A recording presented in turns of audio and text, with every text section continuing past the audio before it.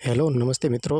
આજે તારીખ 22 તારીખના દિવસે ગુજરાતમાં ક્યાં ક્યાં વરસાદ પડી શકે તેવી સંભાવના દેખાઈ રહી છે। તો એમાં મધ્ય ગુજરાત, સૌરાષ્ટ્ર, દક્ષિણ ગુજરાતમાં વરસાદ પડી શકે તેવી સંભાવના દેખાઈ રહી છે। ત્યારબાદ મિત્રો તારીખ 23 દરમિયાન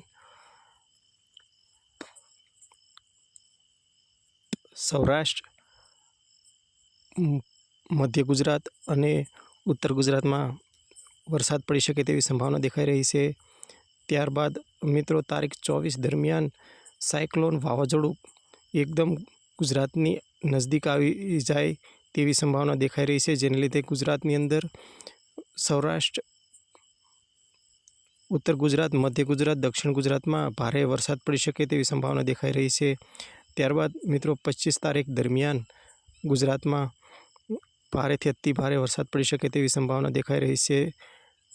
અને ત્યારબાદ મિત્રો 26 અને 27 તારીખ દરમિયાન દક્ષિણ ગુજરાત, મધ્ય ગુજરાત, કચ્છ અને સૌરાષ્ટ્રમાં ભારેથી અતિ ભારે વરસાદ થઈ શકે તેવી સંભાવના દેખાઈ રહી છે। અને આ સાયક્લોન ગુજરાતના સમુદ્ર તટથી કરીબ 700થી 800 કિલોમીટર દૂર જઈ રહ્યું છે અને ત્યારબાદ તે ત્યાંથી વળાંક લઈ અને ફરીવાર પાછું ગુજરાત તરફ આગળ વધી રહ્યું છે।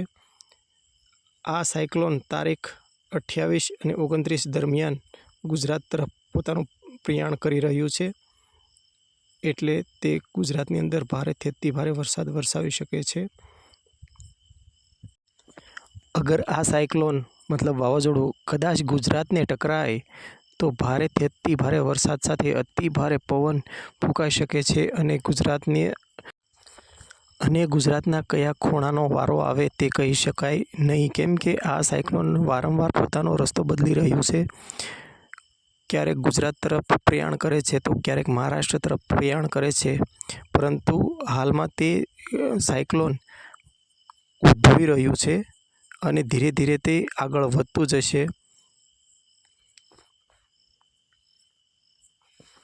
તેમ તેમ પોતાનો રસ્તો બદલતું જાય છે।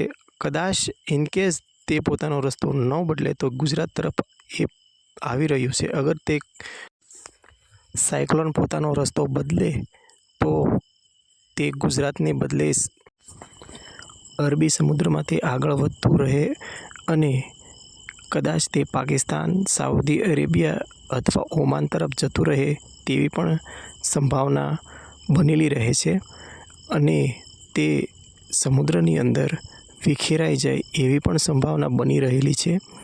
પરંતુ આનું શું કહી શકાય તે હાલમાં નક્કી કરવું ઘણું બધું મુશ્કેલ છે, કેમ કે તે વારંવાર પોતાનો રસ્તો બદલી રહ્યું છે। કદાચ મહારાષ્ટ્ર તરફ ચાલે, કદાચ ગુજરાત તરફ ચાલે, કદાચ સમુદ્રમાં જતું રહે અથવા તે કોઈ પણ બીજા દેશના કિનારે ટકરાઈ શકે એવી પણ સંભાવના બની રહેલી છે।